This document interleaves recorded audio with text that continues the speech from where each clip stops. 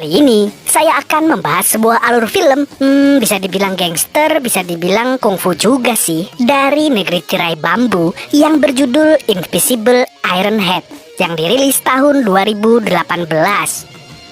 Film ini bercerita tentang seorang veteran kungfu yang, saya nggak mau banyak spoiler deh. Pokoknya film ini unik banget. Daripada penasaran, langsung saja mari kita sama-sama nobar dan inilah alur ceritanya. Film dimulai dengan adegan si kepala besi, si selangkangan besi, dan si auman tengah berlatih jurus mereka masing-masing yang ditemani oleh guru mereka. Kepala besi berlatih membenturkan kepalanya ke batu, sedangkan selangkangan besi memukul ayunan besi dengan selangkangannya. Begitu pula si auman, dia berlatih memecahkan 3 gelas dengan suaranya. Ketiga bersaudara itu dulu dipuji karena memiliki bakat yang luar biasa. Tetapi seiring bertambahnya usia dan menua, kini bakat mereka tak ada yang memperdulikan dan mereka menjadi pengangguran. Karena lama menganggur, membuat si kepala besi harus terjerat hutang. Suatu pagi, para penagih hutang datang ke apartemen si kepala besi dan merampas semua barang miliknya untuk menebus hutang. Tak hanya itu, para penagih hutang pun tertawa melihat sertifikat ahli bela diri milik si kepala besi dan lalu mengejeknya. Setelah penagih hutang pergi, si kepala besi hanya ditinggali kursi kecil dan beberapa peralatan makan untuk melanjutkan hidupnya. Karena tak mau hidup menderita, si kepala besi memutuskan untuk mulai mencari pekerjaan. Saat mencari kerja, si kepala besi melihat para gangster yang membagikan uang ke anggotanya. Melihat hal itu, si kepala besi memutuskan untuk bergabung dengan gangster tersebut. Singkat cerita, kepala besi yang mengikuti gangster tadi sampai ke sebuah tempat gym. Tangan kanan gangster yang bernama Riker langsung mengusir kepala besi. Namun, pemimpin geng yang bernama Zai menghentikannya. Karena pemimpin geng itu mau mendengar masalah si kepala besi. Setelah mengetahui bahwa dia ingin bergabung dengan geng itu, sang ketua pun mentertawakannya, lalu mengusirnya. Pada malam hari, putri si kepala besi dan cucunya datang ke rumahnya untuk menawarkan bantuan. Namun, si kepala besi tak mau dan beralasan ia baik-baik saja dan akan segera mendapatkan pekerjaan. Keesokan harinya, pemimpin gangster Jai sedang dalam perjalanan menaiki mobilnya. Melihat mobil si ketua gangster, si kepala besi dengan sengaja menabrakkan dirinya ke mobil itu. Melihat ada Pak Tua tertabrak, para gangster dengan cepat membantunya dan membawanya ke markas untuk memastikan mereka tidak mendapat masalah. Karena kegigihan kepala besi dan karena kasihan, Zai si pemimpin geng akhirnya memberi kepala besi pekerjaan dengan menjadi penagih hutang. Setelah mendapat pekerjaan, si kepala besi pun menerima tantangan itu dan pergi mencari pria untuk ditagih hutangnya. Pertama-tama, kepala besi harus menagih hutang ke seorang pengusaha yang sedang makan di sebuah restoran. Pada awalnya, kepala besi meminta pengusaha tadi untuk membayar hutangnya, tetapi ia tidak mendengarkan si kepala besi. Karena dicuekin, kepala besi lalu meludahkan jigongnya ke makanannya si pengusaha tadi. Sang pengusaha yang marah lalu memecahkan botol kaca ke kepala besi. Karena memiliki kepala yang kuat seperti julukannya, kepala besi malah beratraksi memecahkan botol dengan kepalanya. Karena kasihan dan sudah tua, sang pengusaha tadi akhirnya membayar hutangnya ke kepala besi. Setelah berhasil, kepala besi kembali ke markas gangster.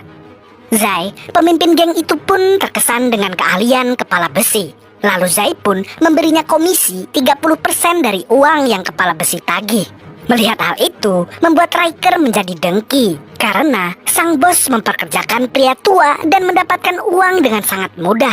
Film berlanjut dengan si kepala besi yang kini menjadi kaya karena berhasil menjadi penagih hutang. Kepala besi kembali mengisi rumahnya dengan furnitur mahal, TV, dan anggur merah.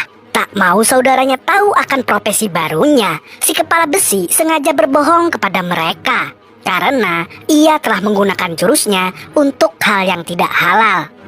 Singkat cerita, kepala besi ditugaskan untuk menagih uang dari seorang pegawai bernama Bao.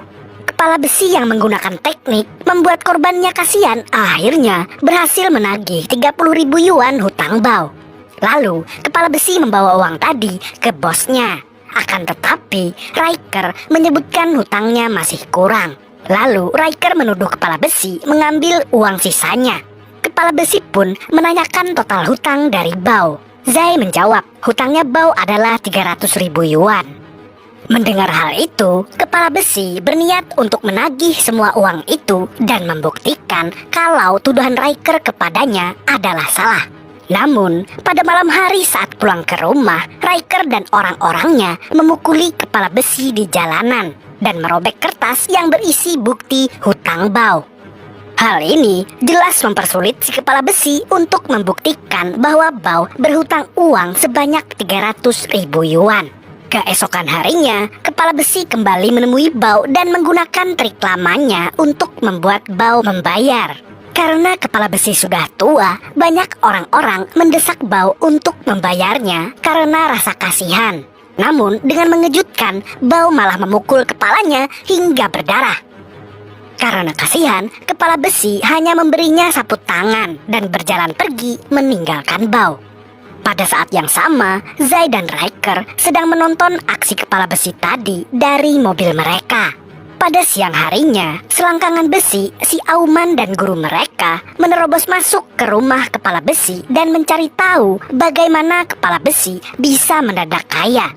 Karena terdesak, kepala besi pun jujur kalau dirinya telah menjadi debt collector. Kepala besi yang malu akhirnya memutuskan untuk berhenti. Namun, ketika para saudaranya melihat tumpukan uang si kepala besi, mereka malah ingin bergabung dengannya. Akhirnya, kepala besi pun mengajak para saudaranya untuk menagih hutang. Dan benar saja, lewat aksi pura-pura memukul selangkangan besi, membuat sang korban ketakutan dan akhirnya membayar hutang-hutangnya. Singkat cerita, kepala besi dan saudaranya menagih kembali hutang kepada Bao. Bao yang tak punya uang sepeser pun disarankan oleh kepala besi untuk menjual rumahnya. Dengan begitu, mereka akan bisa hidup tenang walaupun kehilangan rumah. Mendengar hal itu, Bao dan keluarganya setuju. Singkat cerita, kepala besi dan para saudaranya membawa uang hasil menagih hutang dari Bao. Melihat hal itu, Zai pemimpin gangster pun sangat senang dan mengangkat kepala besi dan para saudaranya sebagai penagih utang utama di kelompok gangster itu. Bulan demi bulan, kepala besi dan saudaranya mendapatkan uang dengan cara menagih hutang dengan kemampuan mereka. Sampai-sampai semua anggota gangster pun diajarkan ilmu kebal seperti mereka untuk menagih hutang. Tak sampai di situ, mereka pun kerap mengadakan pesta untuk menghaburkan uang mereka.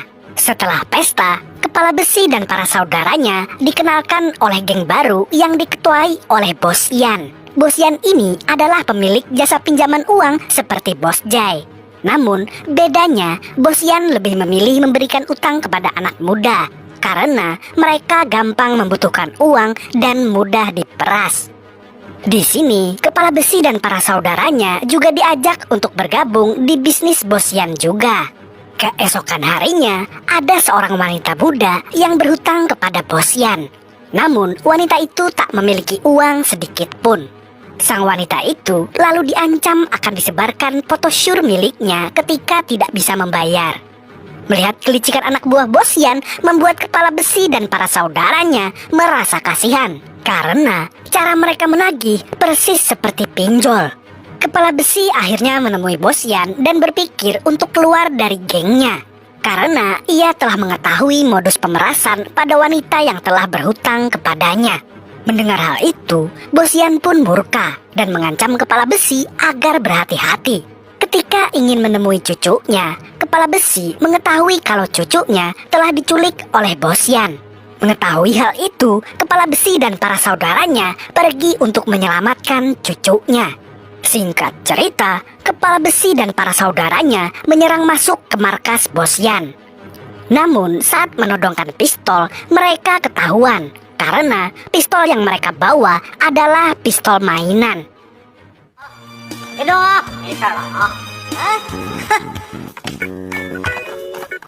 Detik-detik saat mereka akan dihabisi, tiba-tiba datanglah pihak kepolisian ikut menyerbu tempat itu. 这是脱几件衣服拍几张照片的，咱犯不着为这点。开吧，大爷。来吧，鬼才信。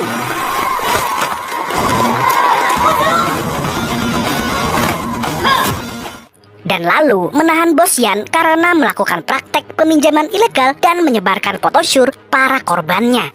Setelah kejadian itu, akhirnya mereka tobat dari profesi penagih hutang. Dan Kepala Besi memutuskan untuk menikmati masa tuanya bersama sang anak dan sang cucu. Dan film pun selesai. Nah, itu dia film Invisible Iron Head. Film yang cukup absurd. Punya ilmu kebal, malah gabung ke debt collector pinjol. Pelajaran yang bisa kita ambil dari film ini adalah jangan menggunakan sesuatu yang telah dipelajari untuk melakukan hal yang salah. Seperti dalam film ini, menggunakan ilmu bela diri untuk menagih hutang. Oke, segitu dulu untuk hari ini. Terima kasih sudah menonton video ini sampai habis. Kalau kalian suka dengan video ini, silahkan like, komen, subscribe, serta share video ini ke teman kalian yang kalau punya utang pas ditagih galaknya lebih dari yang minjemin duit. Sampai jumpa di